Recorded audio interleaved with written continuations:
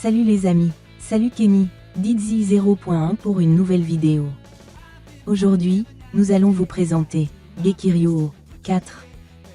C'est une des premières Beyblade qui fut créée à l'époque.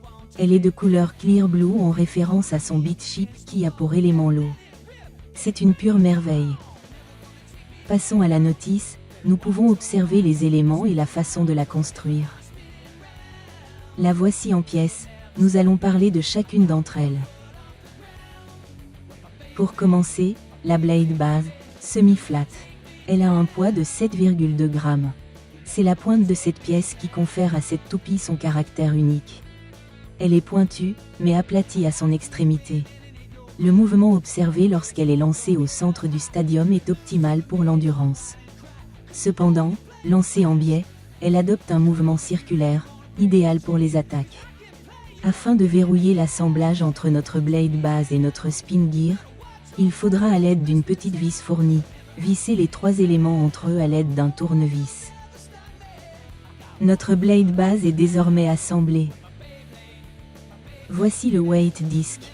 Wide, il est à la fois le premier weight disc jamais produit et le premier disque large. Comme son nom l'indique, ce disque est très large et possède 6 faces formant un hexagone. Il a un poids de 12,7 grammes. Pour le mettre en place, il faut le placer dans les deux petits ergots prévus à cet effet comme sur l'image. Parlons maintenant de l'attaque ring. Le Wind Cross est un attaque ring puissant grâce à son poids extrêmement bien réparti, sa finesse et ses bords lisses. Il était autrefois couramment utilisé contre les toupies d'endurance avant d'être surpassé par d'autres anneaux, tels que le War Lion de Galéon ou le Tiger Défenseur de Drigger S. Le Wind Cross est resté populaire dans les combinaisons axées sur l'attaque et l'endurance. Et pour terminer, le beat chip Gekiryu.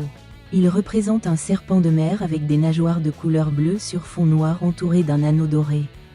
En référence avec son élément, l'eau. Il se marie parfaitement avec la couleur de sa toupie. Il faut installer le Clear Cover Beat Chip sur notre Short Beat Chip. Une fois le tout assemblé, nous pouvons constater que notre toupie est prête à être utilisée. Passons à la phase de test.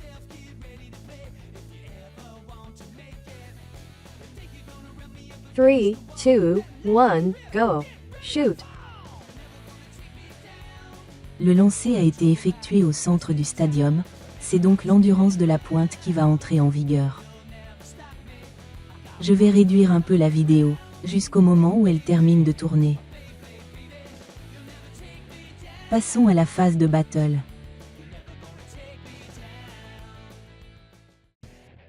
Je ne lui ai pas choisi un adversaire au hasard, il s'agit de Spark Knight. Mais pourquoi Spark Knight? C'est simplement en référence à l'autocollant qui était situé au milieu du stadium. Voilà pourquoi. 3, 2, 1, go. Shoot. Spark Knight vient de faire son entrée.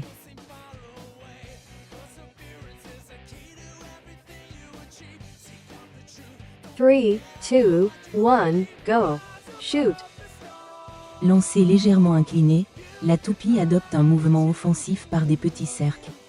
Le match est très serré, les deux toupies possèdent une excellente endurance et ne semblent rien lâcher.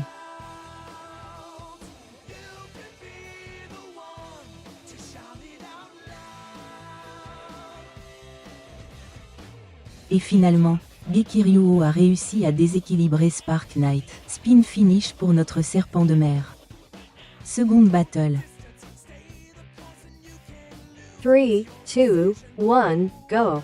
Shoot.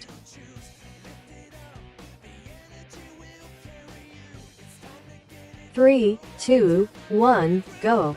Shoot. Tout comme la battle précédente, les deux toupies gardent un haut niveau d'endurance. Tout en s'infligeant des petits coups, ce qui a pour effet de diminuer la rotation de l'une et de l'autre.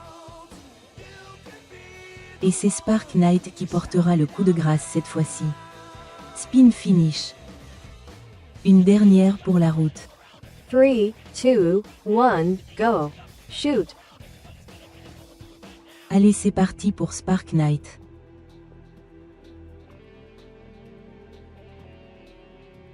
Three, two, one, go. Shoot. Grosse collision au lancer, Gekiryu semble avoir du mouvement.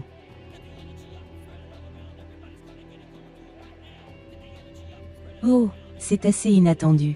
Finalement c'est Gekiryu qui portera un gros smash sur Spark Knight droit dans la sortie du stadium. Overfinish. Il est maintenant l'heure de nous quitter les amis.